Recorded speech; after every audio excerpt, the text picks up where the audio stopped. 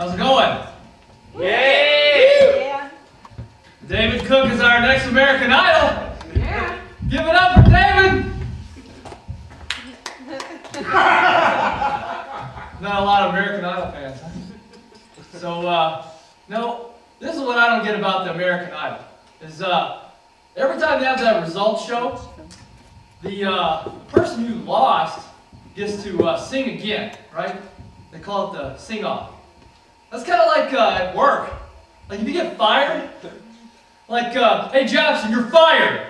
You fucked up that PowerPoint presentation. But before you go, just do it one more time. I want to see it. So, a little bit about me. I am from Mississippi, where our state motto is, it's not the end of the world, but you can see it from here. And my dad was a classic Mississippian. He was actually a highway patrolman for 31 years, an alcoholic for 32. So it was fun, like on Friday nights.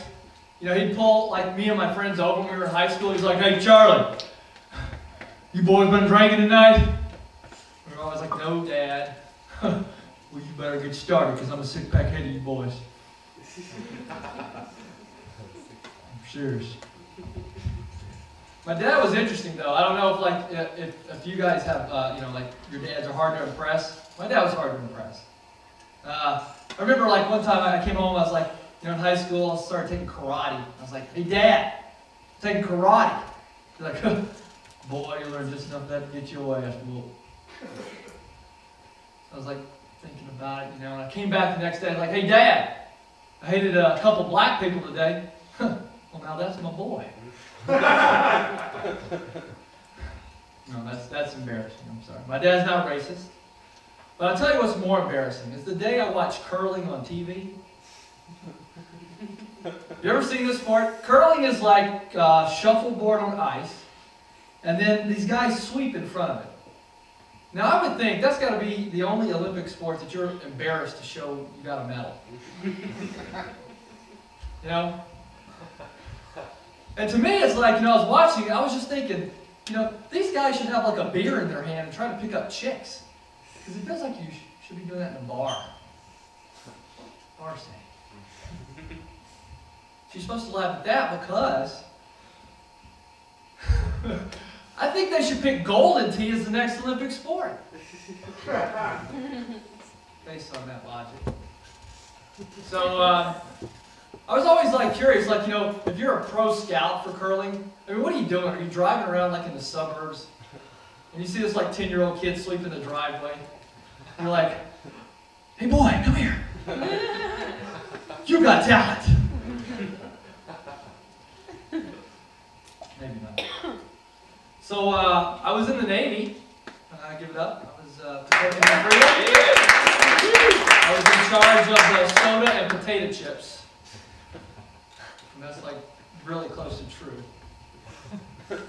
So what I found that was interesting in the Navy here recently is that now, with all the war going on, they're looking at the alcohol, you know, like the drinking age, and they're saying, you know, that 18-year-olds are allowed to die for their country but not drink alcohol. So they're starting to look into that. And they're saying, you know what, hey, 18 years old, we're going to let you start drinking. We're just going to start you off with 3% alcohol, and then if you could just move over to Iraq. We'll do it for you. Those are the categories. So when I joined the Navy, though, I thought, hey, you know, it might help me with my dating life, right? You know, like women like men in uniform. So you know, the problem was I was surrounded by all these women who were in the Navy, though. It's like, what are you supposed to say? Hey, Susie, you look great in that same thing you wore yesterday. Jane, I really love the way you balled up your hair underneath that cap. Looks good. Yeah, so I don't do very well at dating. So that's the reason I joined Match.com. Who's with me? Thanks. The only fucking loser in here. Appreciate that.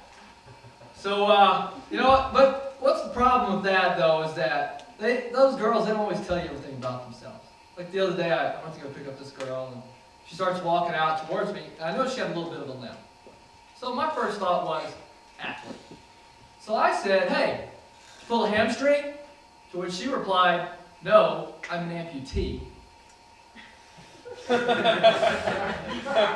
You know, it's like, well, that date's over. But you know what? I don't think that's her fault. Because think about it, it's like Match.com, you guys got, categories for income, political beliefs. Where's the box for missing limbs? Come on, Match.com. You hurt me. But I did eventually find a girlfriend. Thank you. And she was a vet. So this is cool, right? Dating a vet. Because, you know what? I'm really dating a doctor. But you know what was good about that is like, when I get to break up with her, I'm going to be like, hey, you know what, bitch? You're not good enough to be a real people doctor, though, are you? I saw your test scores.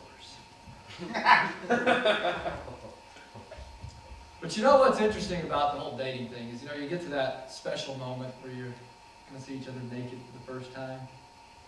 It's a great thing. But then, it's like these girls, they pull out that half-used bottle of KY jelly. Damn it! I didn't need to see that. God. So, I think the reason I suck at dating is my mom. She used to put me in Mickey Mouse tennis shoes when I would go to school. All my friends were wearing like Nikes, things like that. I was in Mickey Mouse tennis shoes. To which, I think you just should have a warning label on there. We'll get your son's ass kicked in class. Because that's what happened to me. So, but I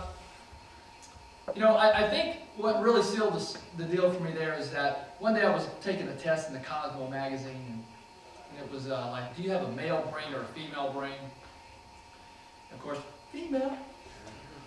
But what I learned about myself was, I'm sensitive, I'm caring, I like to buy shoes on sale. So it's not a bad thing. But,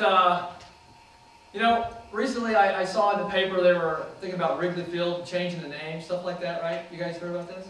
Yeah? And they had some sponsors like Coca-Cola and Walgreens. And what I heard they decided on was actually Trojan brand condoms, because it's where the Cubs fans get fucked every year. I'm Charlie Gadd, that's my time.